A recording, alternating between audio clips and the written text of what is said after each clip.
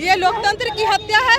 अपना पावर का गलत यूज किया गया है की आवाज को दबा देना, सांसदों को निष्कासित कर देना। जो सत्ता में सरकार है, माननीय प्रधानमंत्री जी के द्वारा जो ये किया गया है, ये सरासर लोकतंत्र की हत्या है। यूएपीए के तहत अरेस्ट करते हैं, मतलब कि बहुत ही संगीन मामला है। तो देश के होम मिनिस्टर को हाउस में आके एक लाइन बोलने में क्या दिक्कत है? आप और ये लड़ाई जनतंत्र की हिफाजत के लिए है। जो है जगह जगह देश में घूम के चैनलों पे बोल रहे हैं, लेकिन आप हाउस के अंदर संसदों के बीच में आप नहीं बोल सकते हैं। संसद में सुरक्षा की चूक के बाद जो विपक्षी के द्वारा देश के गृह मंत्री अमित शाह और प्रधानमंत्री के क्वेश्चन किया गया कि संसद में चूक कैसे हुई, जिसको लेके विपक्षी दलों के 142 सांसदों को निलंबित कर दिया गया, जिसके खिलाफ पूरे देश भर में आज इंडिया गठबंधन का जो लोग हैं वो मार्च कर रहे हैं। मार्च इनकम टैक्स चौराहा से हिंदी भवन यानी डीएम ऑफिस तक वो घेराव कर लेंगे और वहाँ पर जाके विज्ञापन देंगे।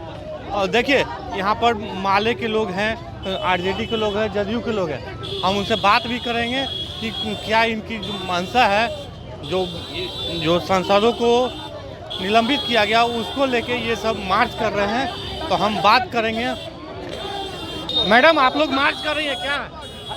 विपक्षी सांसदों का जो निलंबन हुआ है, हम उसके विरोध में निकले हैं। ये लोकतंत्र की हत्या है। अपना पावर का गलत यूज किया गया है। जो सत्ता में सरकार है, माननीय प्रधानमंत्री जी के द्वारा जो ये किया गया है, ये सरासर लोकतंत्र की हत्या है। हम लोग रोड पे निकले हैं। ये कार्रवाई इसी तरह से चलते रहेगी जब तक निलंबन वापस ना हो जाए। देखिए, ये लोकतंत्र की हत्या जब तक यहाँ पर निलंबन वापस नहीं लिया जाता है, तब तक इनकी जो आंदोलन है वो चलती रहेगी। सर, आप लोग मार्च निकाले हैं निलंबन को लेके, क्या लग रहा है कि जो विपक्ष है केंद्र सरकार हटाना चाह रही है क्या? तो पूरी तरह से संसद विपक्ष मुक्त हो गया है और वो तमाम तरह के कानून पास कर रहे हैं, उस पर कोई बहस नहीं हो रही है। तो यह जनतंत्र की हत्या है। तो उस हत्या के खिलाफ आज हम लोग सड़कों पर हैं और ये लड़ाई जनतंत्र की हिफाजत के लिए है। ये खाली कोई एक पार्टी का कोई मामला नहीं रह गया है।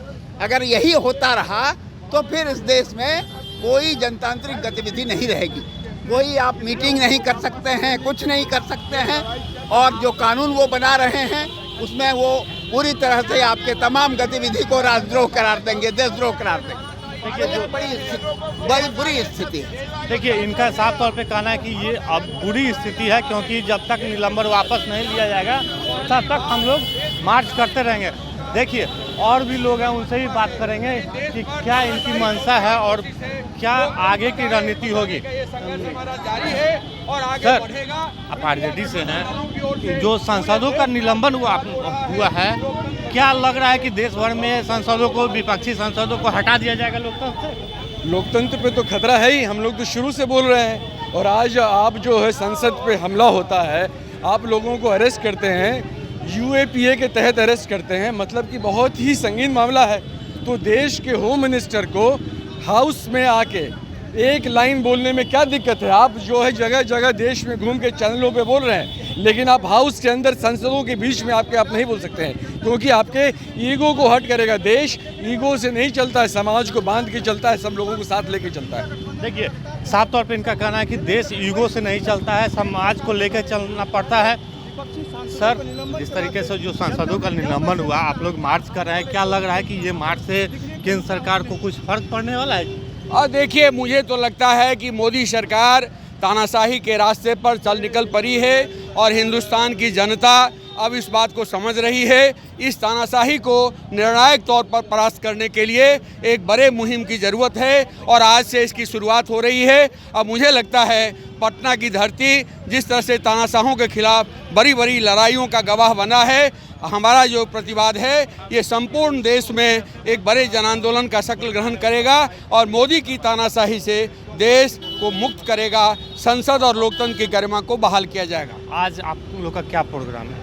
आज हम लोग तो पूरे देश में प्रतिवाद हो रहा है 146 सांसदों के निलंबन के खिलाफ, अलोकतांत्रिक निलंबन के खिलाफ। बात तो सिंपल थी, विपक्षी सांसदों की मांग थी कि देश के प्रधानमंत्री और देश के गृह मंत्री सदन के दोनों सत्रों में आकर के धुआं बम कांड के बारे में अपनी एक रिपोर्ट दें। लेकिन देश और संसद की गरिमा को समझने के बदले उन्होंने सांसदों की आवाज़ को दबा देना, सांसदों को निष्कासित कर देना अपना काम समझा। तो ये जो लोकतंत्र पर हमला है, संसद पर जो हमला है, संसदीय परिपाटी पर जो हमला है, इसके खिलाफ अब निर्णायक मुहिम की शुरुआत होगी। इंडिया गठबंधन के दलों की ओर से पूरे देश में मुहिम चल पड़ी है और ये मुहिम निर्णायक तौर पर मोदी के तानाशाही को उखाड़ फेंकने की दिशा में संचालित होगा।